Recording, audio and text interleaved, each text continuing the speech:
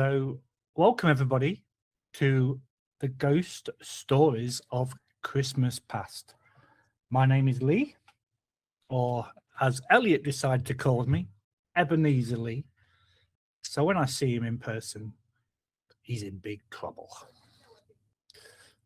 So tonight we're going to be talking about Victorian Christmas stories. Elliot thought it'd be a great idea, the fact that I could talk about them, the fact I'm from England. So I lived in England, I should know everything about Victorian Christmas stories. So one of the most famous lines from a Christmas story, not necessarily a ghost Christmas story, was, "'Twas the night before Christmas, when all through the house not a creature was stirring, not even a mouse. The stockings were hung by the chimney with care, in hopes that St. Nicholas soon would be there." That was written by Clement C. Moore in 1822. And it's probably one of the most famous lines that people ever had with regards to Christmas. So, as all story times begin, if you're sitting comfortably, then we'll begin. And I'm a poet, and I didn't know it. So, back in the Victorian days,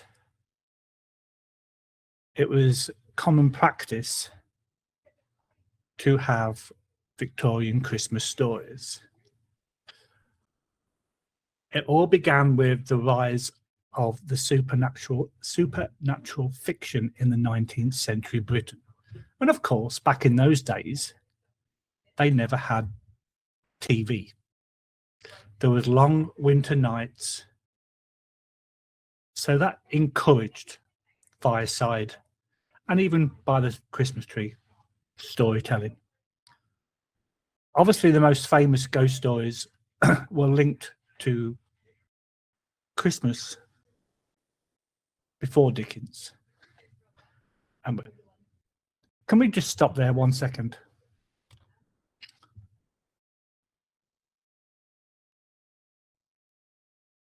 So welcome everybody to Ghost Stories of Christmas Past. My name is Ebeneezer Lee. I did not pick that nickname. That was done by Elliot. I think it might have stuck because some people think I'm grumpy, but hey ho. So tonight's webinar will be on Victorian Christmas stories. So because I'm from England, Elliot thought it'd be a great idea to ask me to talk about Victorian times. I don't know if he thinks I was alive then. However, it's my job to talk about Victorian Christmas stories. So one of the most famous sayings that people hear through Christmas time was written by Clement C. Moore in 1822. And it goes like this. "'Twas the night before Christmas, when all through the house not a creature was stirring, not even a mouse. The stockings were hung by the chimney with care, in hopes that St. Nicholas soon would be there." So obviously back in the day, before we had TV, before we had radio, it was extremely common to tell stories at Christmas time. They had to entertain themselves in the evening, so they came up with Christmas stories. And as everything begins, if you're sitting comfortably, then I will begin this webinar.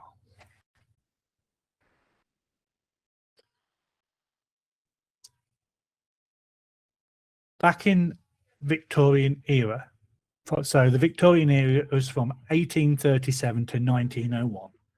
It was called the Victorian era because of Queen Victoria. It represented an unprecedented cultural intersection of industrial progress. religious questioning and revived interest in folklore. So this made it fertile ground for the ghost story as both literary entertainment, and moral reflection. Christmas, already associated with midwinter traditions, became a natural setting for supernatural storytelling and all these kind of spooky stories that came out at Christmas. Historical evidence shows that long before Charles Dickens, winter gatherings often included eerie tales, many of which were rooted in pre-Christian beliefs about the thinning boundary between the living and the dead. Victorian Christmas ghost stories were not anomalies, but the continuation of centuries-old European midwinter storytelling practices. What changed in the 19th century was literacy, access to print culture, and a social appetite for narratives that treated supernatural events as metaphors for ethical self-examination. This made ghost stories both culturally permissible and thematically useful in a rapidly modernizing society.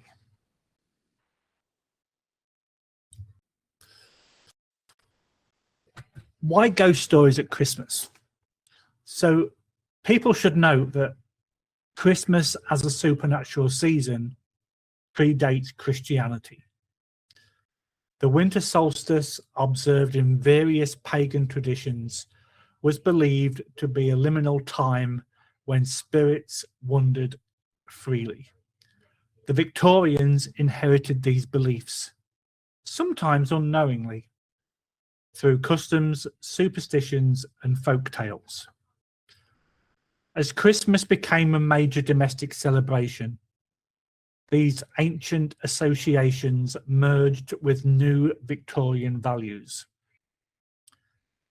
Midwinter festivals historically served as a communal experiences where people confronted the fear of darkness, scarcity, and death.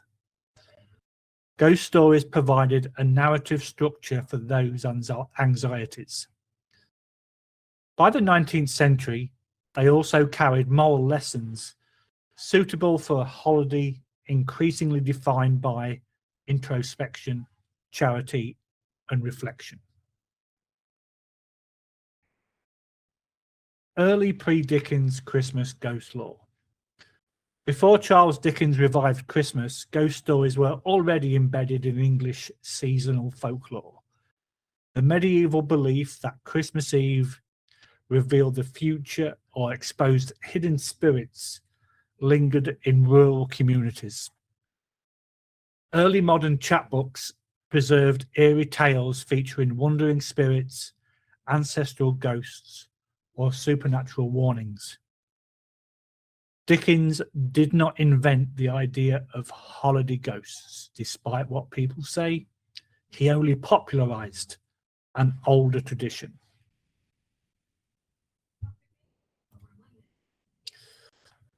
So Charles Dickens and the cultural transformation. Dickens played a pivotal role in shaping the modern Christmas. Through his social concerns and narrative talent, he transformed Christmas into a celebratory, I can't say that, I must be having too much wine already. Celebratory season focused on generosity, family, and redemption. His use of ghosts was not purely for fright, but served as a moral and emotional catalyst. By presenting supernatural encounters as agents of personal reform, Dickens made ghost stories both entertaining and socially instructive.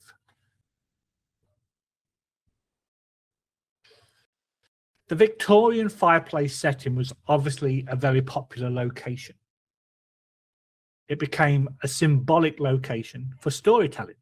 It represented warmth and safety, creating a dramatic contrast with chilling tales of spirits and the unknown. Illustrations from the era frequently depict families gathered by the hearth listening to ghost stories. But will these ghost stories scare people? That's the question. So, as most of us all know now, The Christmas Carol, which was written in 1843, has now been pretty much mainstream. There's been so many different versions, more different books, movies, and it became the template for Victorian and later modern Christmas ghost stories. That's what everybody thinks about when they think of Christmas ghost stories. It had an enormous impact, stemmed from its ability to engage readers emotionally while still addressing urgent social issues like poverty and exploitation. So we all know the story of Charles Dickens, The Christmas Carol. We know about Scrooge. We know about his work colleague, Marley, coming to visit him, and then the three ghosts. So the spirits' roles reflect Victorian concerns with time, memory, and moral accountability. The story's success sparked a publishing trend where Christmas editions of magazine and books routinely included ghost tales.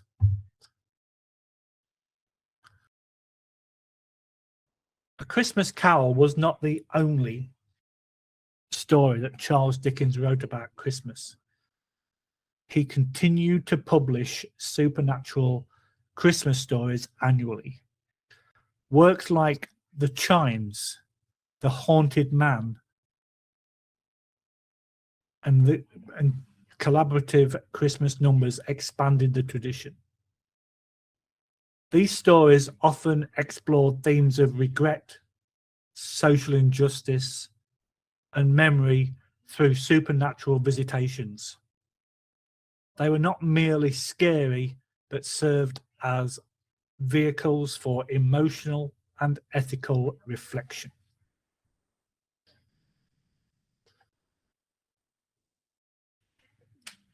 Ghost story illustrations in print played an essential role in shaping readers' expectations.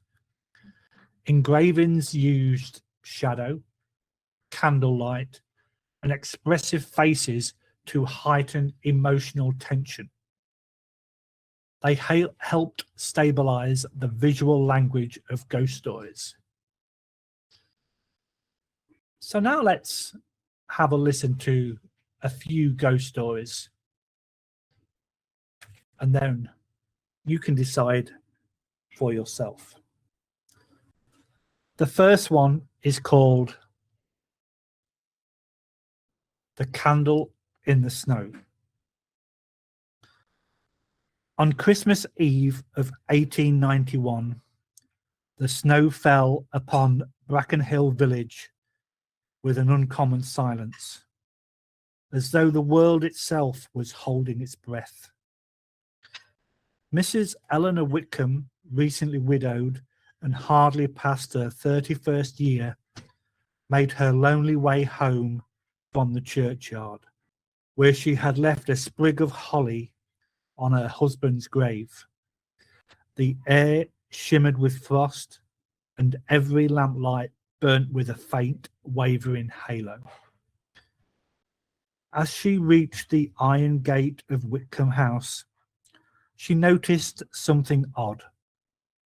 A single candle flickering in the window of the upstairs study. She froze. No one had entered that room since her husband's passing. She had even locked it herself, yet there it was, the unmistakable glimmer of a candle. Summoning more resolve than fear, Eleanor let herself in. The house welcomed her with its quiet, familiar creaks, but the air felt unusually cold. Her breath curled into small clouds as she climbed the staircase. each step groaning as though warning her back. At the study door, she paused, light flickering beneath it. She opened it slowly. Inside, the candle burned on her husband's old mahogany desk, illuminating the dust drifting through the frigid air. And then she saw him. She saw her husband, Edward. His outline shimmered like frost on glass, and yet she recognized his posture. Shoulders slightly bent, as if in an apology. His face was pale, nearly transparent, but his eyes held that same gentle sadness she had known so well. "Eleanor," he whispered. The sound was distant, as though rising from deep water. Her hand flew to her mouth, but she stepped towards him all the same. "Edward, is it truly you?" He bowed his head. "Only for a moment I was permitted to return." She felt both sorrow and an inexplicable warmth flood her chest. Snow hissed softly against the window as the candle flame swayed. "Why?" she asked. He looked forward toward the desk drawer, the one she had never opened since his death. "There is something I left unfinished." With trembling fingers, Eleanor pulled the drawer open, and inside lay a sealed letter addressed in Edward's handwriting. "To my dearest wife." Her breath caught. "I meant to give it to you Christmas morning," he said, "but..." His form flickered. "Time ran shorter than I knew." Eleanor pressed the letter to her heart. "Oh, Edward." He smiled faintly, but the grief in it made her eyes burn. "Do not shut yourself away because I am gone. Live. Laugh again. The world is still full of light." "Stay," she whispered, reaching for him, her hand passing through cold nothingness. "I cannot," he said, growing even dimmer. "But know this, love does not end in the grave." The candle sputtered. The room seemed to shake with a sudden draught. When Eleanor blinked away her tears, Edward was gone. Only the candle remained, burning steadily now, warm and golden. On Christmas morning, Eleanor opened the letter. Its words were simple, but they mended something within her that had felt broken beyond repair. And though she would never see Edward again, every Christmas Eve thereafter, she placed a single candle in the study window, its glow a reminder that love once kindled is never truly extinguished.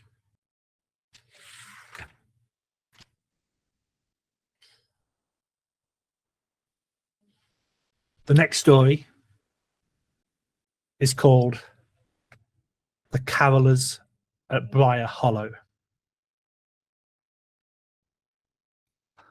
The winter of 1886 was the coldest in recent memory, and the village of Briar Hollow lay beneath a depth of snow that swallowed whole hedgerows and bowed the roofs like old men in prayer. On Christmas Eve, Mr. Alistair Wren, solitary, proud, and disliked in the way wealthy men often are, retired to his country home with the intention of ignoring the holiday altogether. He had dismissed his servants for the night, preferring the company of his ledgers to people. Oh, sounds similar to somebody we know. It was nearly 10 o'clock when he heard it. He heard singing. Soft at first, then growing clearer. A choir's voices, cold as winter air, drifting up the lane.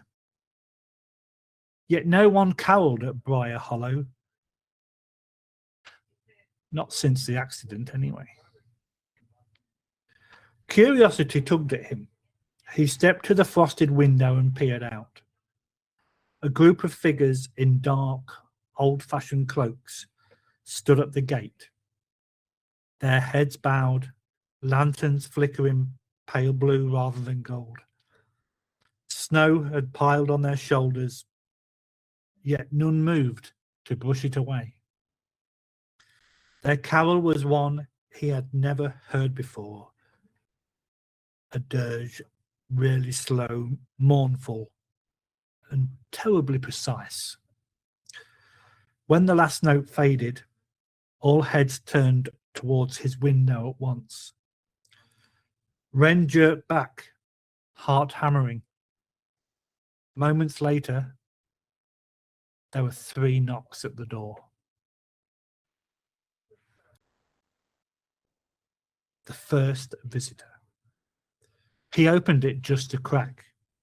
A young woman stood on the step, her face white as bone, her cloak heavy with snow.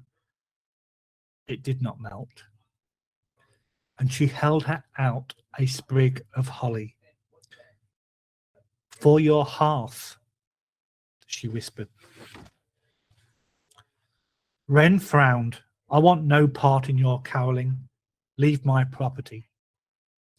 Her lips parted as if to smile, but the expression never reached her clouded eyes. It was your property then too, she murmured, when we came singing the same night 3 years ago. She then vanished, simply gone. The snow where she stood remained undisturbed. The second verse.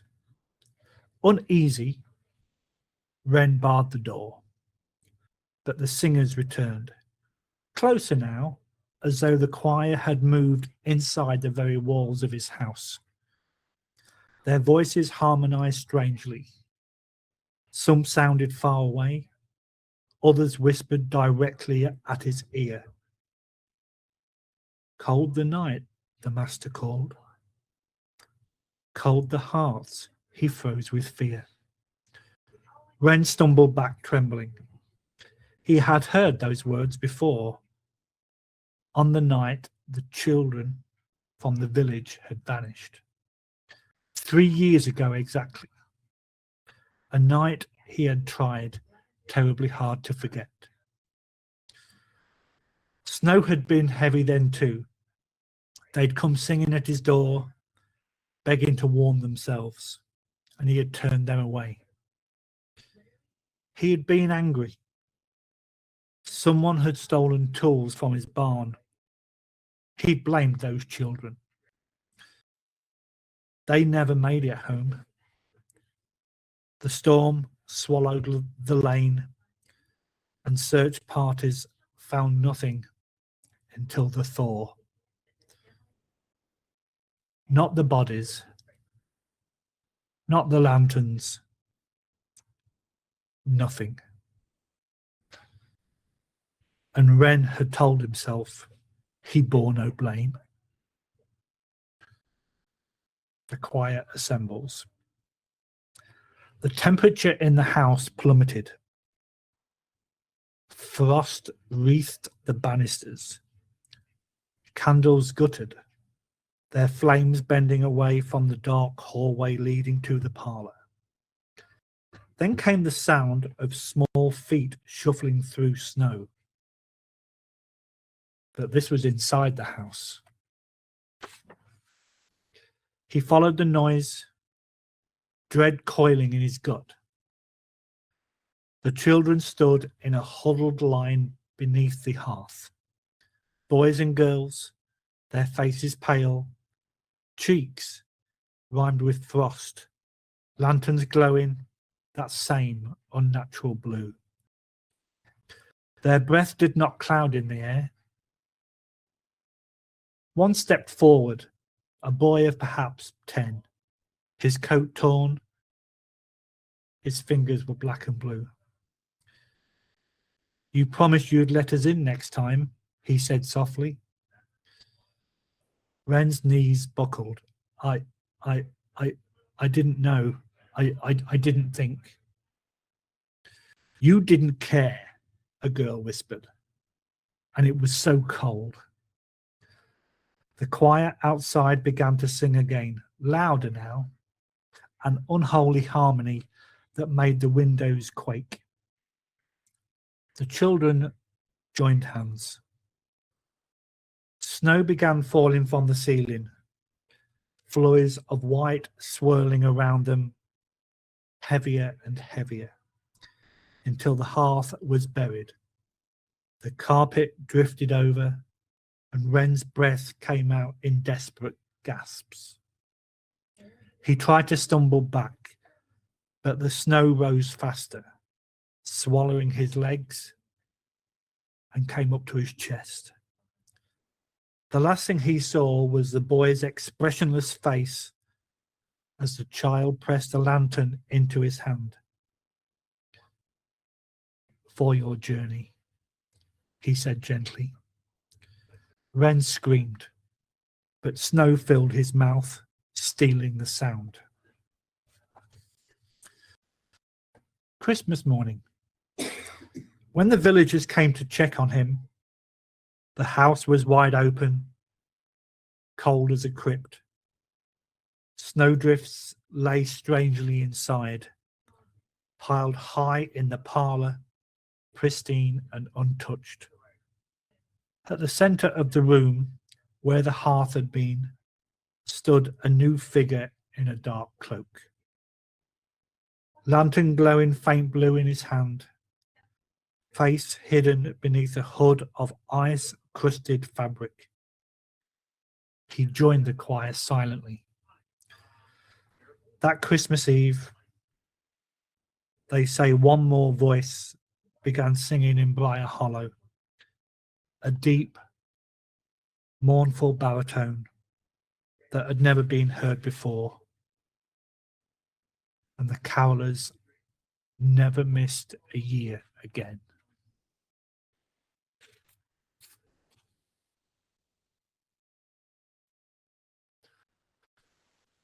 The Lamplighter's Guest.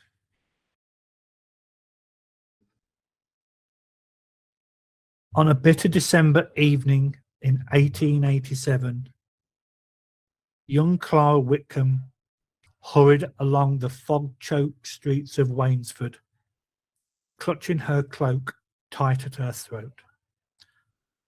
Gas lamps sputtered behind her, their glow swallowed by the mist that curled like living things around her boots.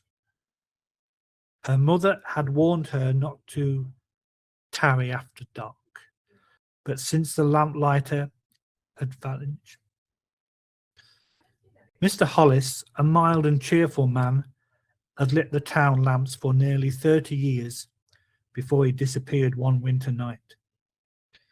They found his pole lying beside the riverbank, but no footprints in the frost. Some said he'd fallen into the water.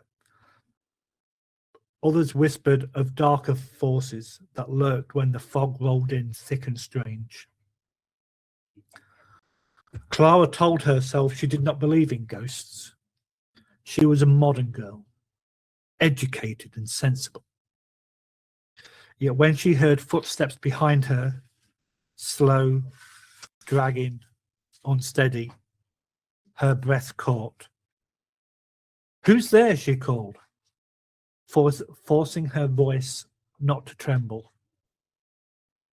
There was no answer, only the swish of something moving through the fog. She quickened her pace. A soft light gloomed ahead, a single lamp burning with a steadiness odd for such a windy night. Beneath it stood a tall figure in a long dark coat, back turned towards her, and relief washed over her. "Sir, please, could you escort me to the square?" she asked. "The fog is dreadful tonight." The man turned slowly. Though his features were pale and blurred by the swirling haze, Clara saw the unmistakable shape of a lamplighter's pole in his gloved hand. A faint, almost sorrowful smile lifted his lips. "Of course," he said. His voice sounded distant, as though carried from a faraway room. "Walk with me. The lamps should guide you home." They set off together. As they passed each lamp, the flame brightened unnaturally, casting long, trembling shadows across the cobblestones. Clara tried to thank him for his kindness, but every time she glanced at him, his face seemed less solid, fading at the edges like an image in thinning smoke. At last they reached the square.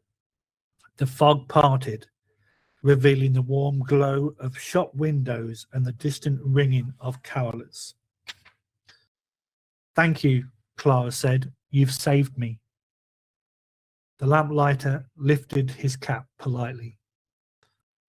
"I only wish someone had done the same for me," he murmured. Before Clara could ask what he meant, a sudden, icy gust swept between them. She blinked, and the man was gone. In his place stood a rusted lamplighter's pole, leaning against the base of the nearest lamp. Clara fled home. She burst through the door, breathless, rambling to her mother about the stranger's help. Her mother stared at her, her face drained of colour. "Clara," she whispered, "they found Mr. Hollis's body this morning, downstream. They say he died weeks ago." Clara turned towards the window. Outside, through the swirling fog, the lamps along the street glowed brighter than she had ever seen, each one flickering as though lit by a guiding hand, still faithfully tending to them. And from somewhere in the darkness came the faint tap, tap, tap of a pole on the stones.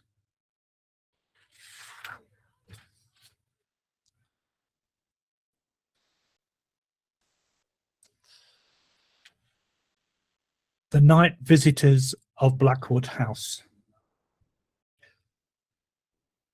In the winter of 1874, when the night stretched long enough to swallow a man whole, Mr. Jonathan Harrow, recently widowed and fleeing London's whispers, took residence in Blackwood House.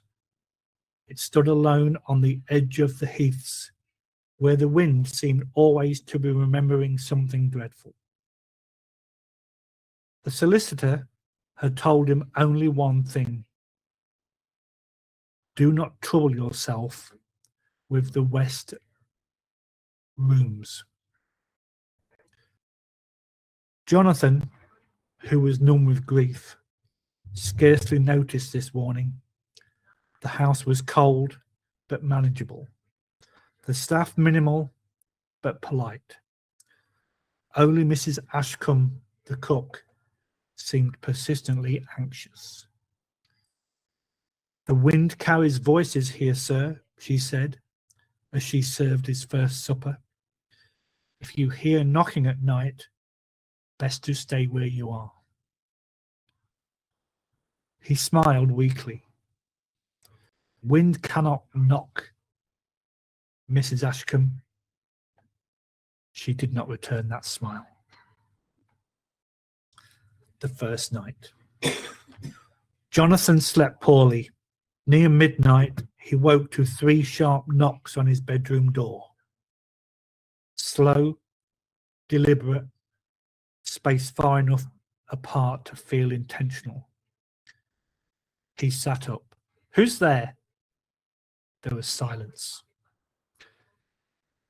He lit his candle and opened the door to an empty corridor.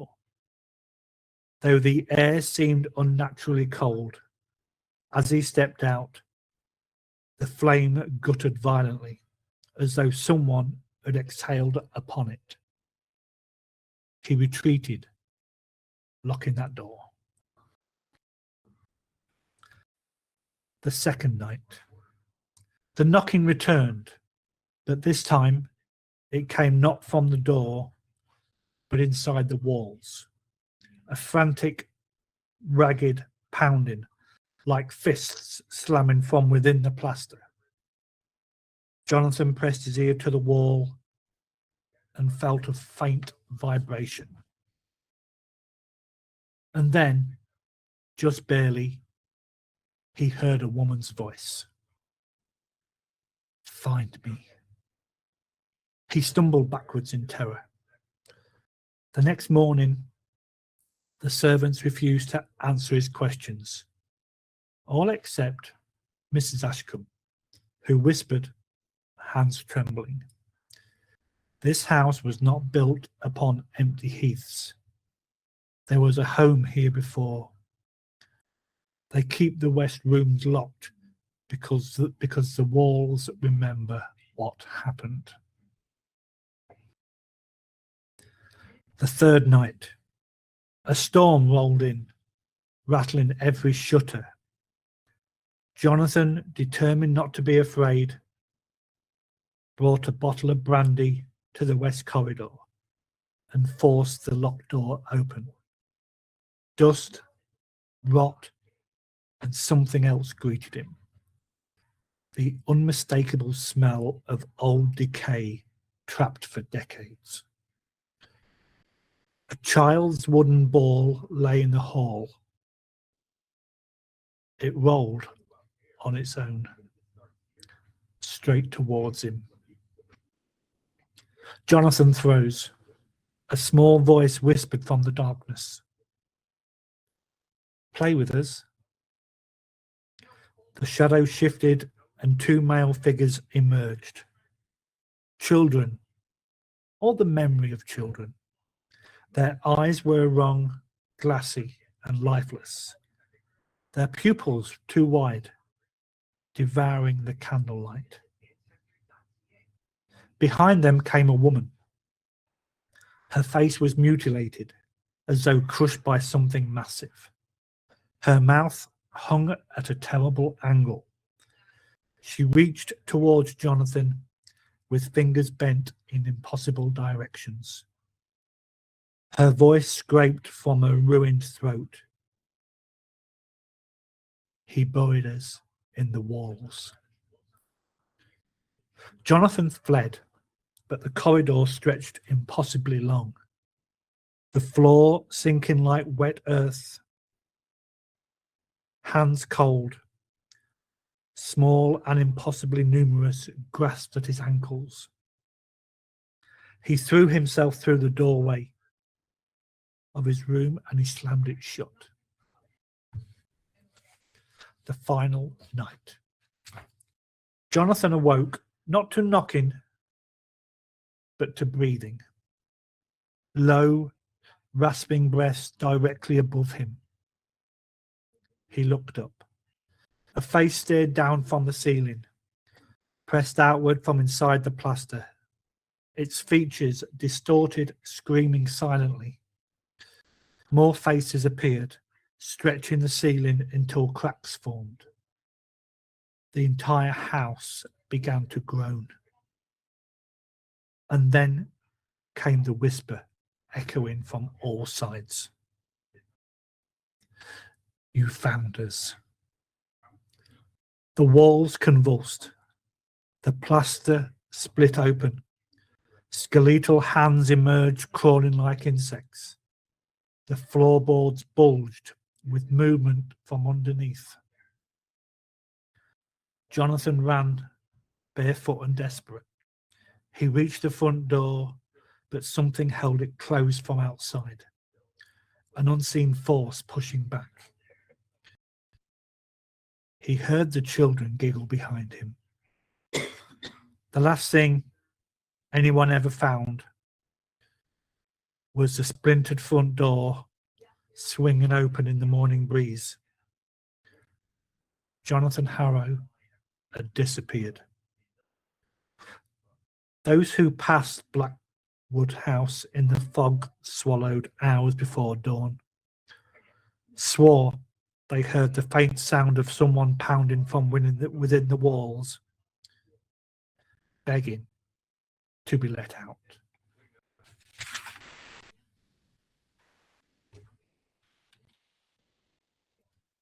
The final story is called The Kit Bag by Algernon Blackwood.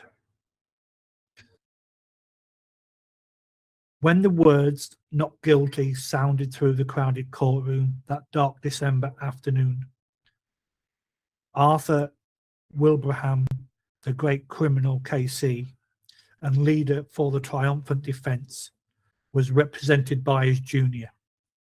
But Johnson, his private secretary, carried the verdict across the chambers like lightning. "It's what we expected, I think," said the barrister without emotion. "And personally, I am glad this case is over." There was no particular sign of pleasure that his defence of John Turk, the murderer, on a plea of insanity, had been successful. For no doubt he felt, as everyone who had watched the case felt, that no man had ever better deserved the gallows. "I'm glad too," said Johnson. He had sat in the court for 10 days, watching the face of the man who had carried out with callous detail one of the most brutal and cold-blooded murders of recent years. The counsel glanced up at his secretary. They were more than employee and employed. For family and other reasons, they were friends. "I remember, yes," he said with a kind smile. "And you want to get away for Christmas.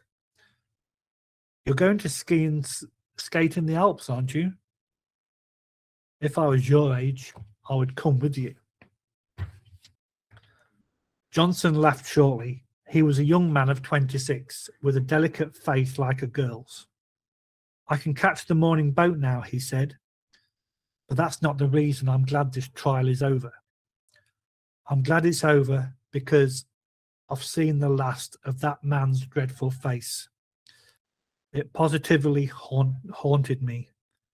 That white skin, with the black hair brushed low over the forehead. It is a thing I shall never forget.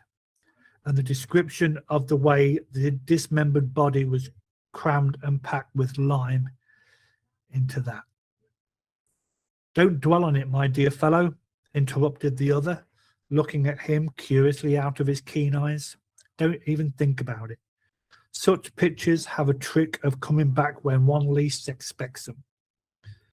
He paused a moment. "Now go," he added presently, "and enjoy your holiday. I shall want all your energy for my parliamentary work when you get back.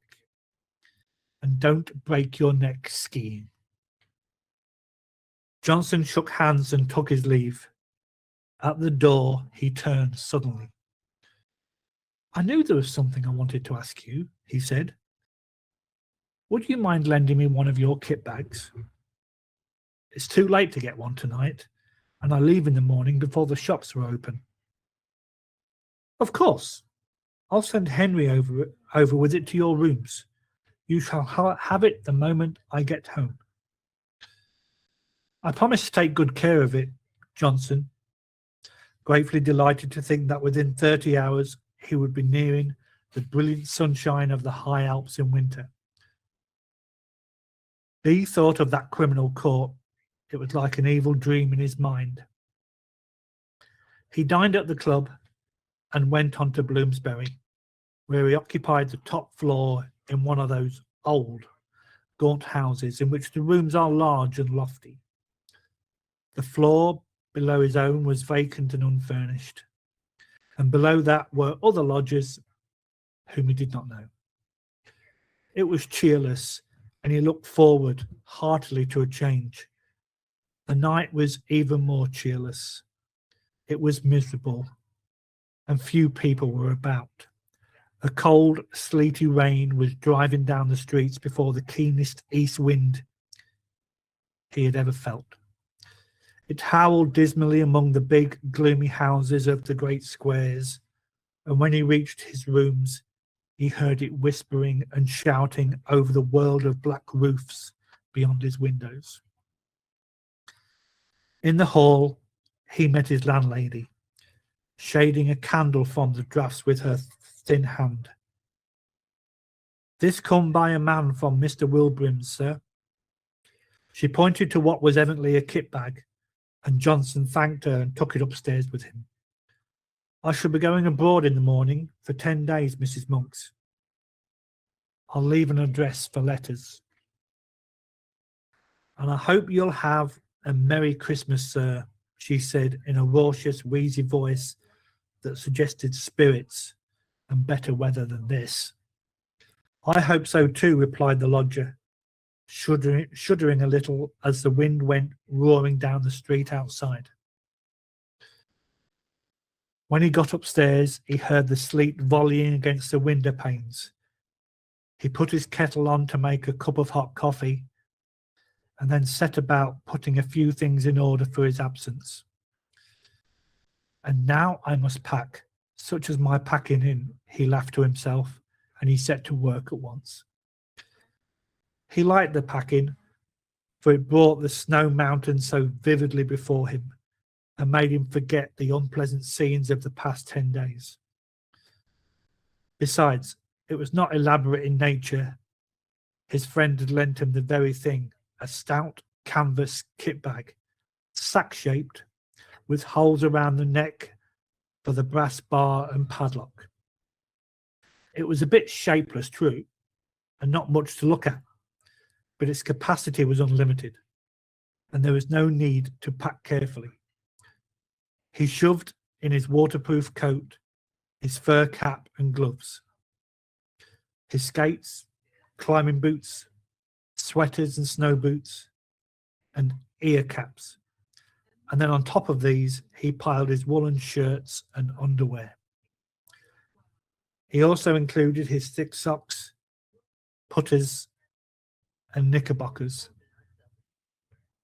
The dress suit came next, in case the hotel people dressed for dinner, and then, thinking of the best way to pack his white shirts, he paused a moment to reflect.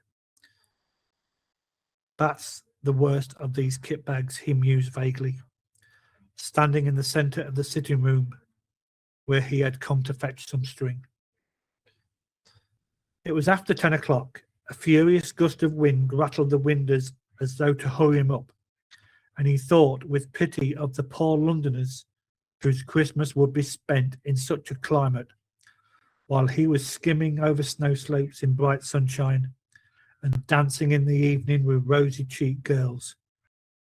That reminded him. He must put in his dancing pumps and evening socks.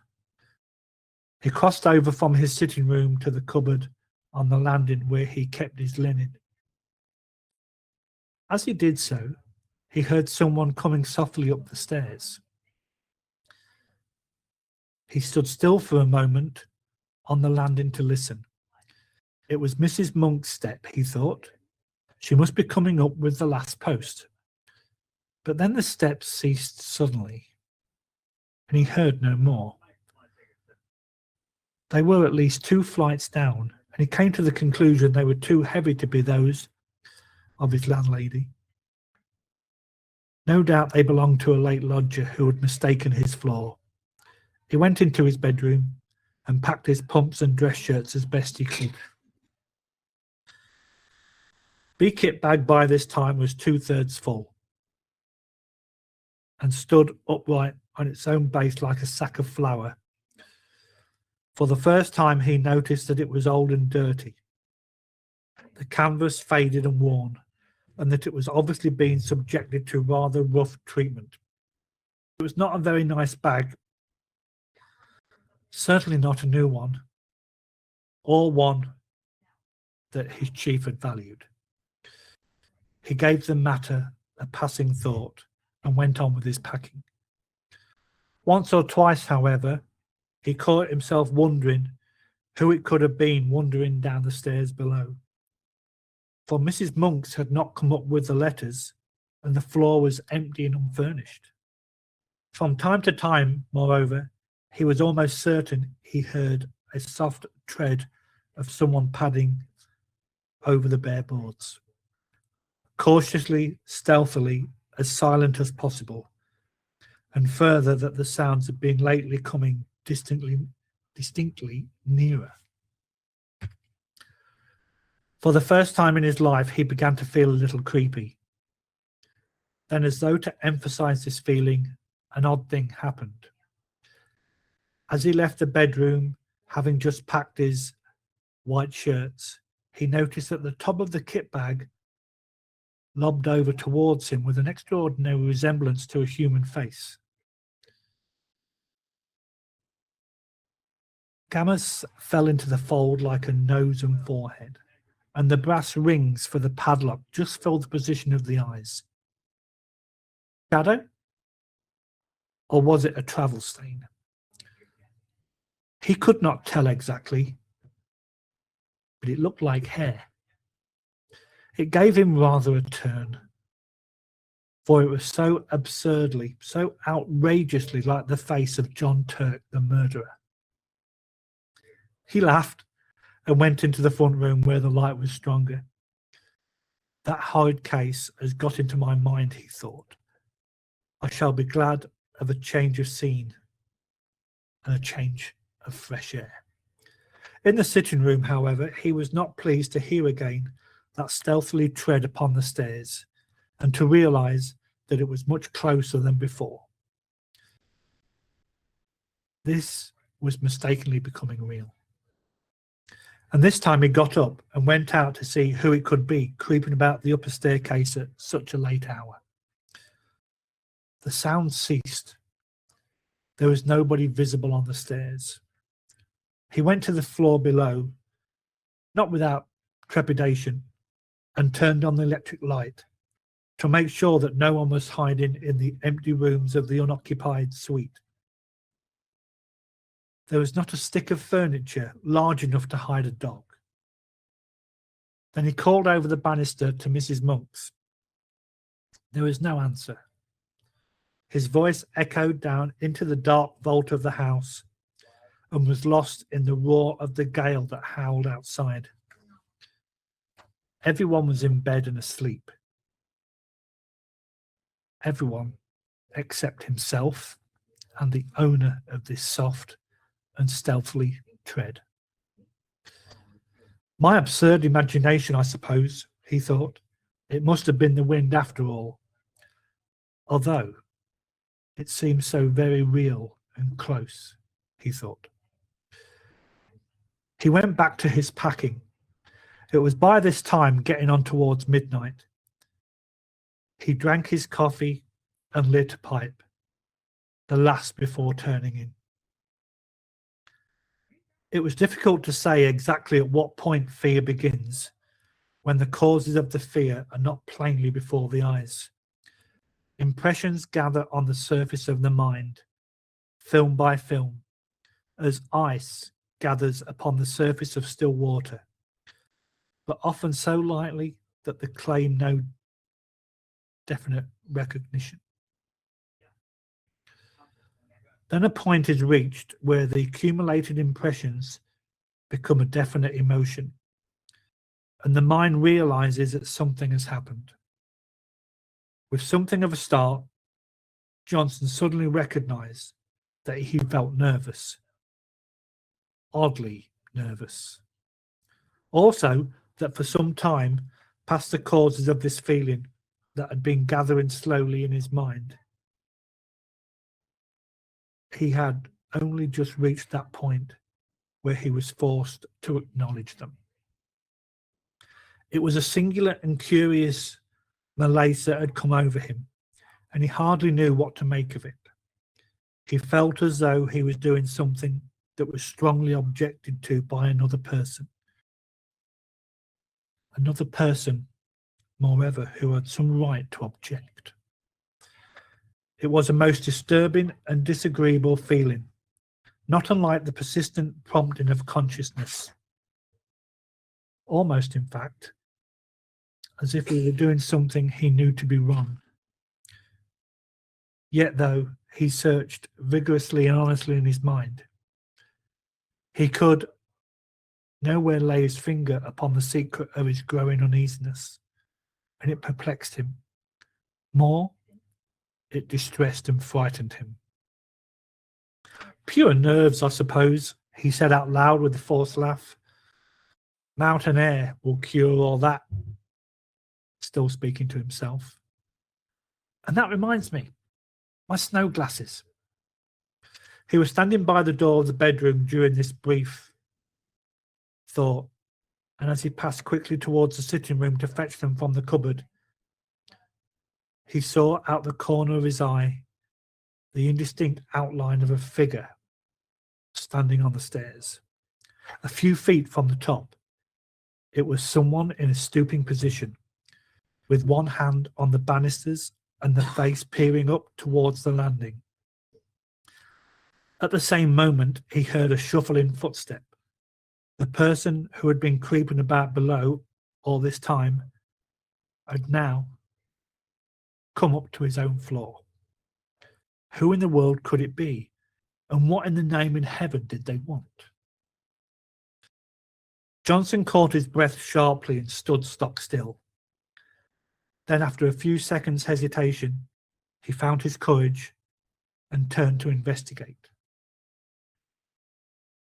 He saw, to his utter amazement, there was no one there. The place was empty.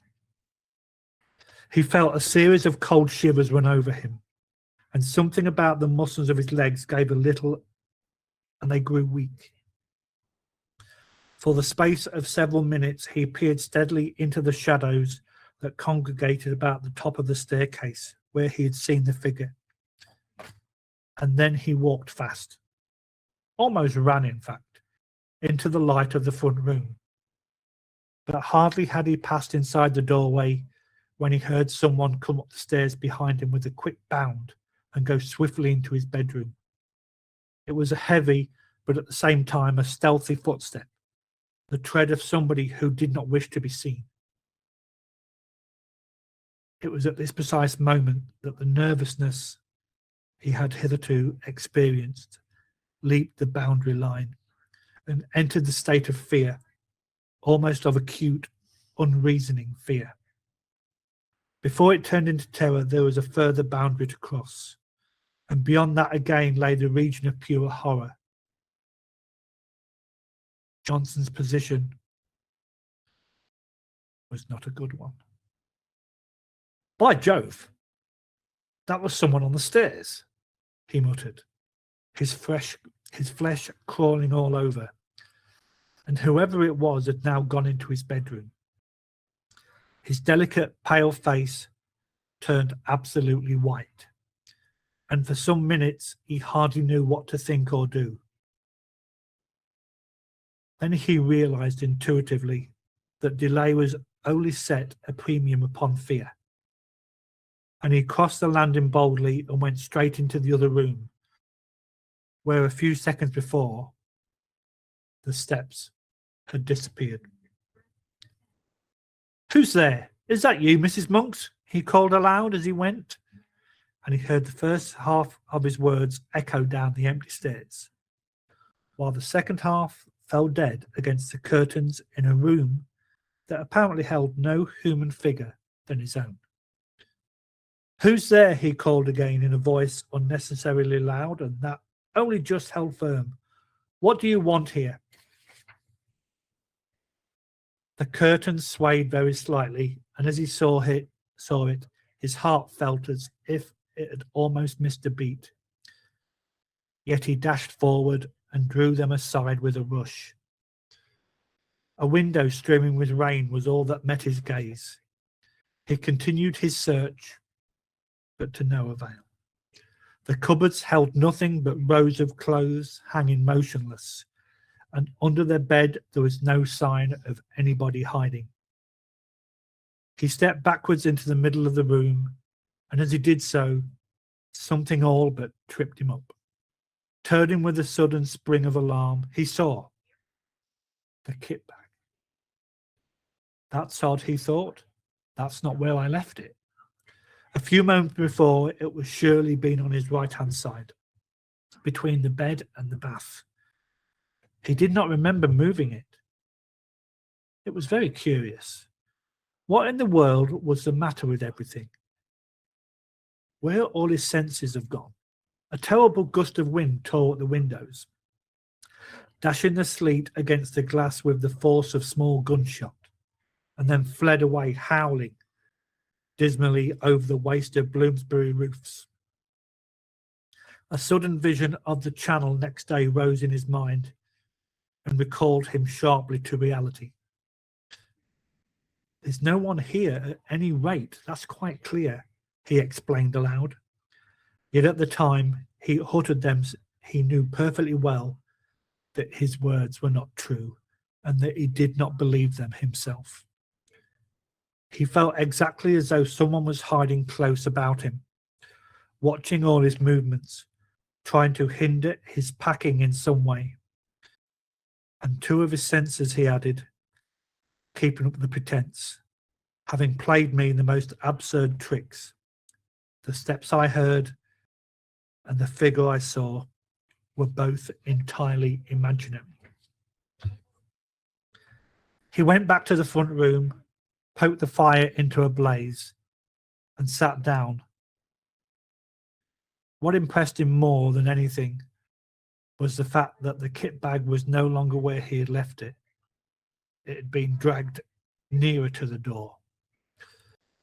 What happened afterwards that night, of course, to a man already excited with fear, and was perceived by a man that were not the full and proper control of his senses.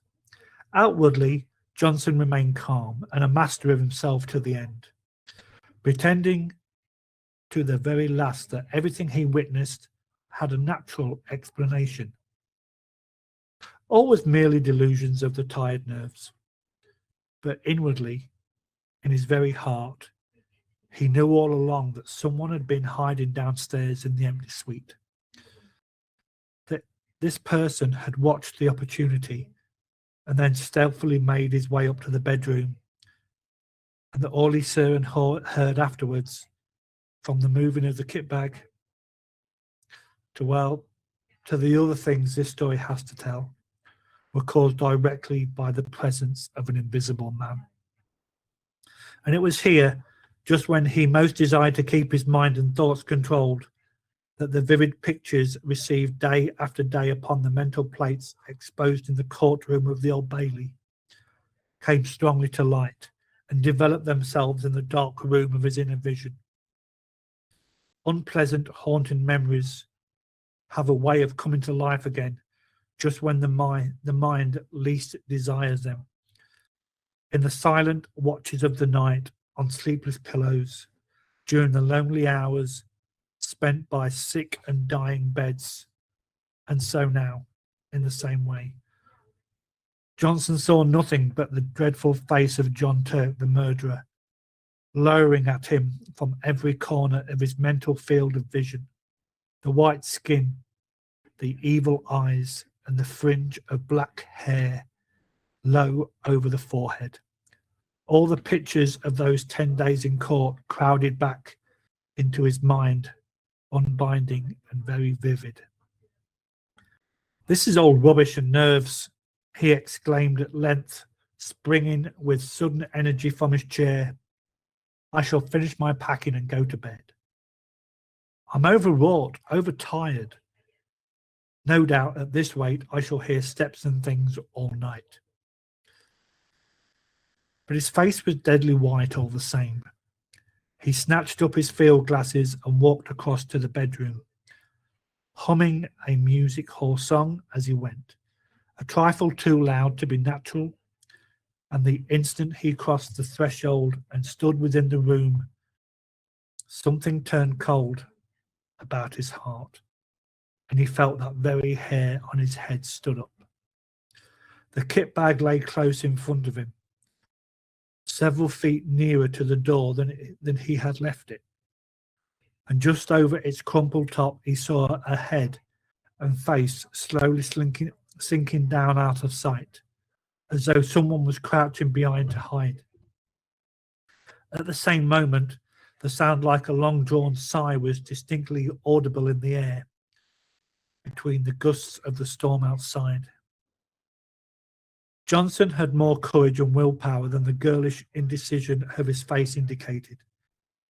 But at the first such a wave of terror came over him, and for some seconds he could do nothing but stand and stare.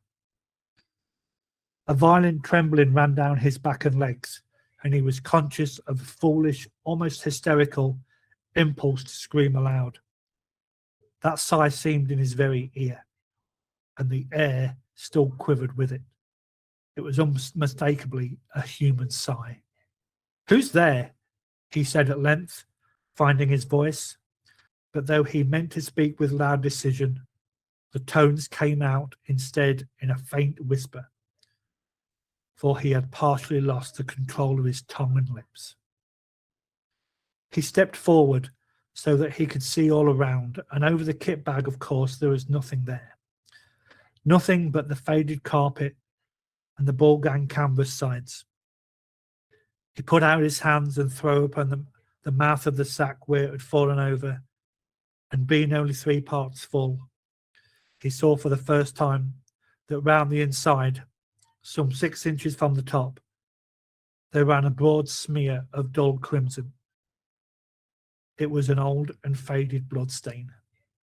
He uttered a scream and drew back his hands as if they had been burnt. At the same moment, the kit bag gave a faint but unmistakably lurch towards the door. Johnson collapsed backwards, searching with his hands for the support of something solid, and the door being further behind than he realized, received his weight just in time to prevent his falling, and shut with a resounding bang. At the same moment, the swinging of his left arm accidentally touched the electrical switch, and the light in the room went out. It was an awkward and disagreeable predicament, and if Johnson had not been possessed of real pluck, he might have gone all manner of foolish things. As it was, however, he pulled himself together and groped furiously for the little brass knob to turn the light on again. But the rapid closing of the door had set the coats hanging on it a-swinging, and his fingers became entangled in a confusion of sleeves and pockets, so that it was some moments before he found the switch. And in those few moments of bewilderment and terror, 2 things happened that sent him beyond recall, over the boundary into the region of genuine horror. He distinctly heard the kit bag shuffling heavily across the floor in jerks, and close in front of his face sounded once again like the sigh of a human being. In his anguished efforts to find the brass button on the wall, he nearly scraped the nails from his fingers, but even then, in those frenzied moments of alarm, so swift and alert are the impressions of a man keyed up with a vivid emotion, he had time to realize that he dreaded the return of the light, and that it may be better for him to stay hidden. In the merciful screen of darkness, it was but the impulse of a moment, however, and before he had time to act upon it, had yielded automatically to the original desire, and the room was flooded again with light. But the second instinct had been right. It would have been better for him to have stayed in the shelter of the kind darkness. For there, close before him, bending over the half-packed kit bag, clear as life, in the merciless glare of the electric light, stood the figure of John Turk, the murderer.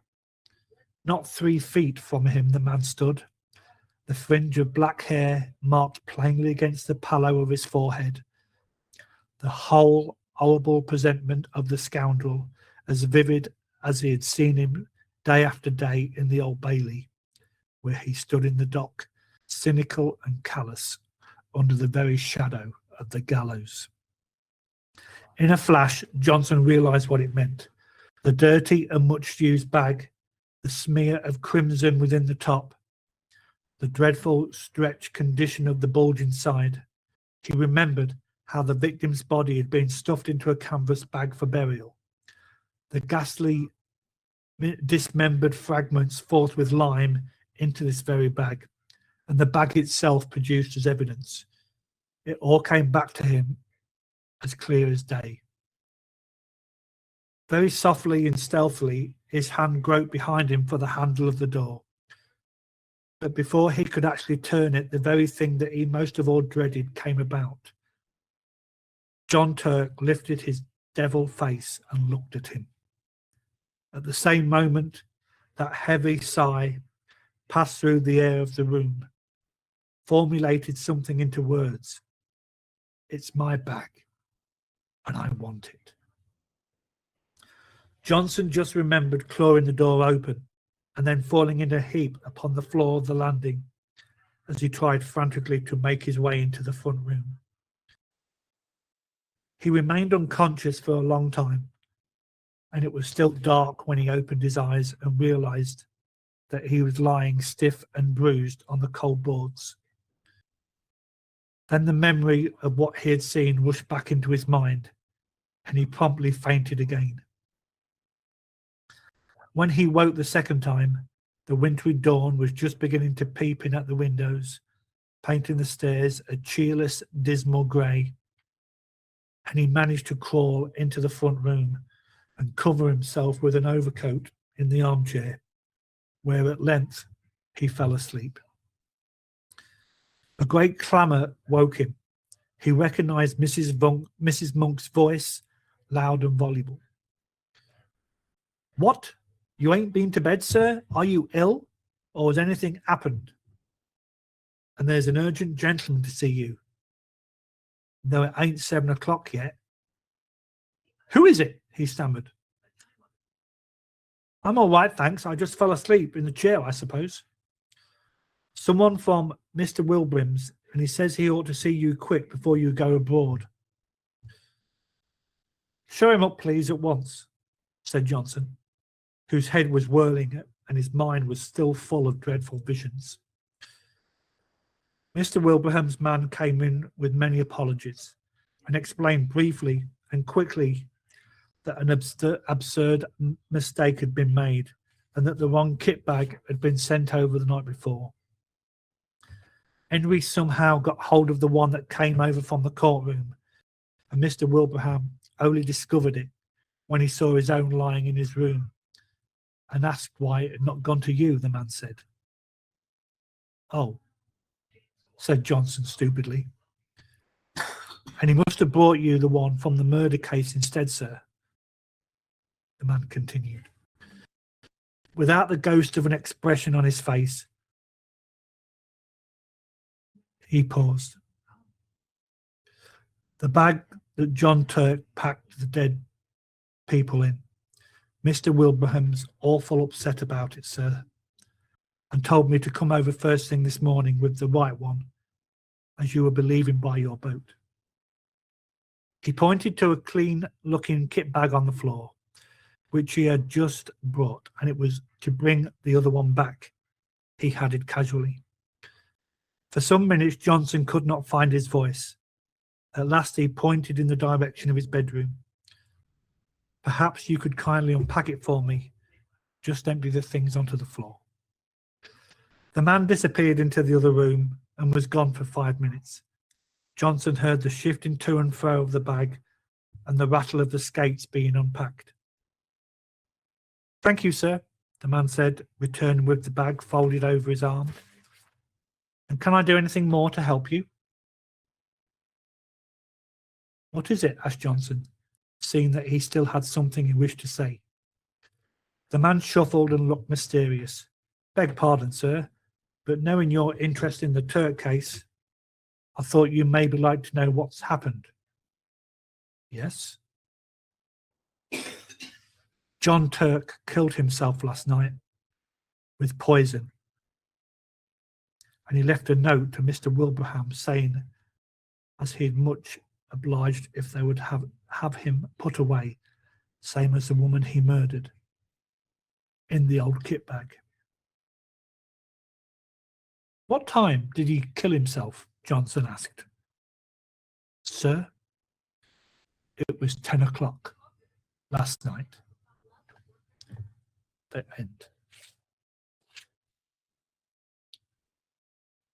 So, ladies and gentlemen, there were 5 stories. The last one was a little bit longer than the 4 previous. I hope you've enjoyed the stories. And this brings our webinar to an end. Thank you.